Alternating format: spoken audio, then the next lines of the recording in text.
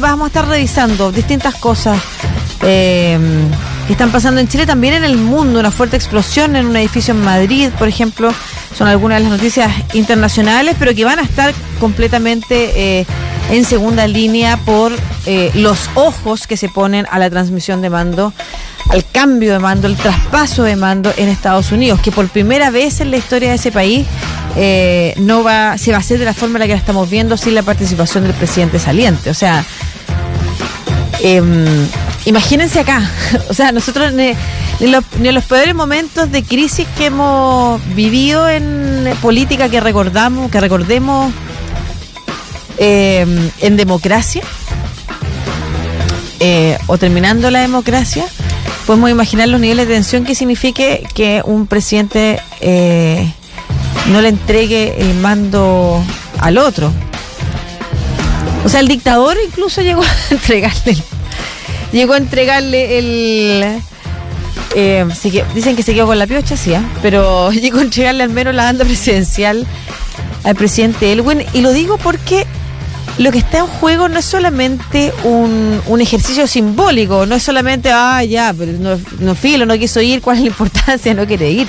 Es lo que significa respecto a cuánto tú estás dispuesto a cumplir las normas democráticas, a creerle a las elecciones democráticas en realidad, y a someterte a la institucionalidad democrática. Porque cuando alguien no está dispuesto a hacerlo, puede ser de cualquier lado, si eso siempre termina mal. Da lo mismo cuáles sean las razones que se esbocen. Las democracias son distintas en el mundo. Hay rankings de democracia, de hecho, para medir los niveles y la profundización de la democracia en cada país. No sé, está la República Democrática China, que incluye la palabra democrática en su nombre, pero no lo es.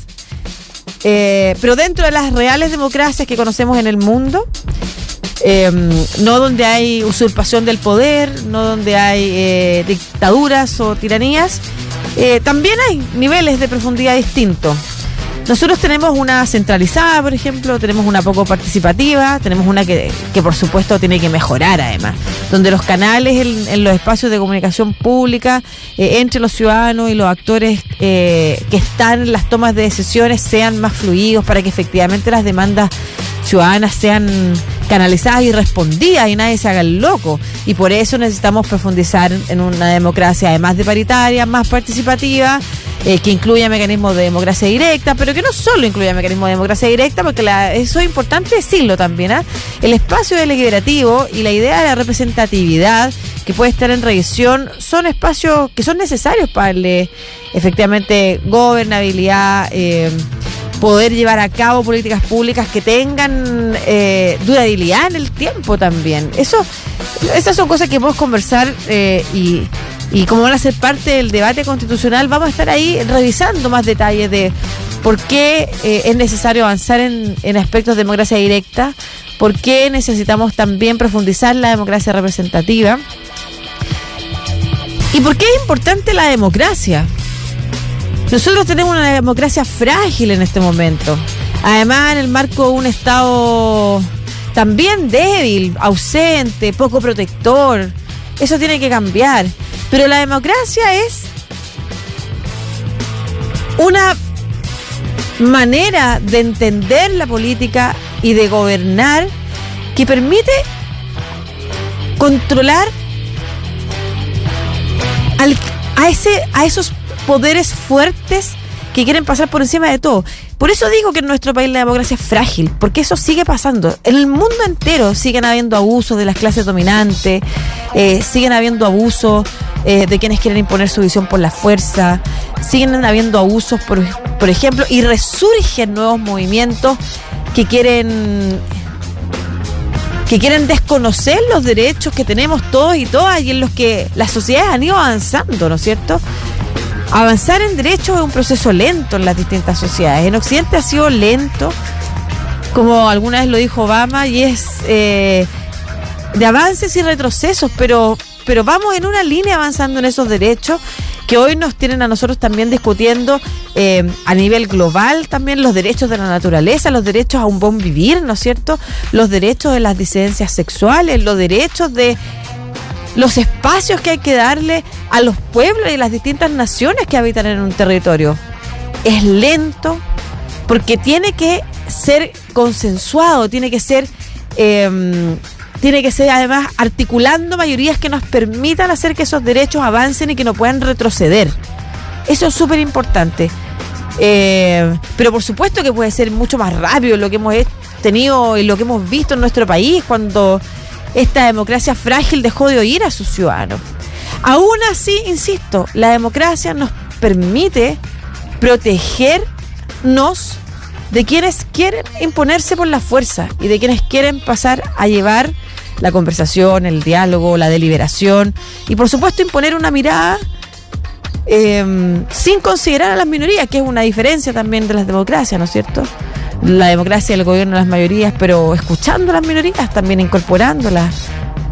Y tenemos que darle más espacio incluso a esas minorías para que efectivamente puedan expresarse. Pero otra cosa es atentar contra ese espacio democrático, y que es lo que vemos que pasó en Estados Unidos. Cuando tú tienes a un gobernante que quiere mantenerse en el poder y que es capaz de elaborar toda esa cantidad de mentiras y generar, a partir de discursos de odio, un grupo de soldados que está dispuesto a pasar por encima de todo, que además con mensajes racistas, con mensajes fascistas. Y lo digo porque nosotros tenemos que tener cuidado con cómo construimos nuestros relatos y con a quién le abrimos la puerta. Las democracias tienen que fortalecerse, tienen que mejorar. La nuestra, claro que sí. Pero aún así sigue siendo la democracia, como decía Churchill, el peor sistema de gobierno salvo por todos los otros. O sea, es la manera en la que han encontrado las sociedades de equilibrar los poderes. Equilibrar los poderes, porque cuando no hay democracia y cuando no hay respeto a la institucionalidad de democracia, el más fuerte es el que se impone. El más fuerte es el que no tiene consideración por el otro, al que no le importa avanzar pasando por encima de cualquiera para imponer una visión de mundo que no considera, que no tiene empatía, que no valora las diferencias, que no escucha a los más postergados. Entonces, tenemos que tener mucho ojo con a quién se les abren las puertas, con quién se articulan las alianzas. Y lo digo, por ejemplo, con lo que pasa en la derecha aquí en Chile, ¿no es cierto? Una derecha que ha